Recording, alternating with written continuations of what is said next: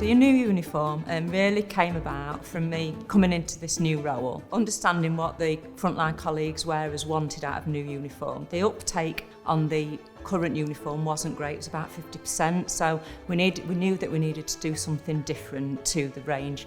It was decades old, so at that point we decided we needed to change it. We got loads of feedback from the wearers. Most of it was quite negative.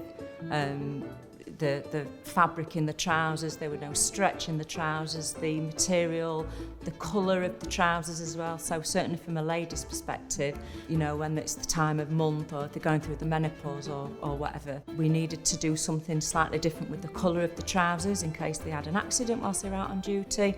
So we took all that into consideration as well.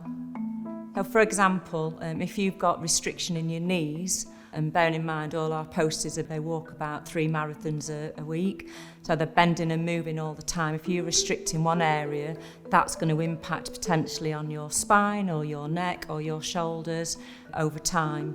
We work really closely with Dimensions, who are our uniform supplier and have been for the last 20 years.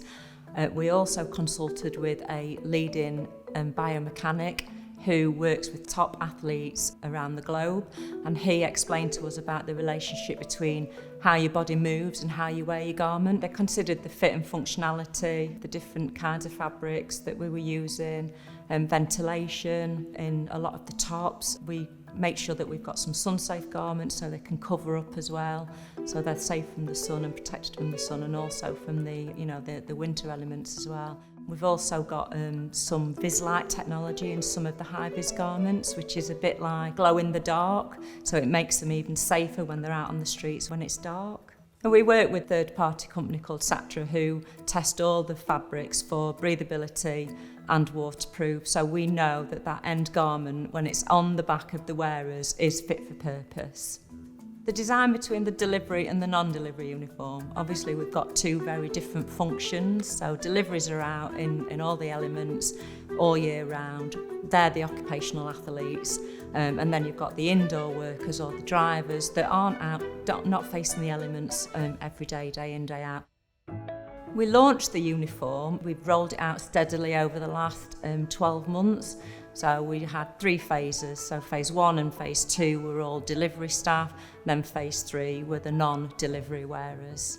The feedback's been mainly positive. There's been a few minor tweaks, so we've changed the pockets around on some of the trousers, we've moved the pen pocket, we've taken a couple of pockets away, but generally overall it's been a real success. The resistance jacket is breathable and water resistant, and it's got lots of different flashes on there for the high vis. It's also got loads of pockets as well, which is what they wanted. We designed the base layers to fit in with the new range, because when we were doing the engagement sessions, lots of people were wearing their own base layers, and there were some real wild and funky colours, so we decided to tame that down and provide base layers as part of the range. So we introduced the gilet into the range because people were cutting off the sleeves out of their own fleeces.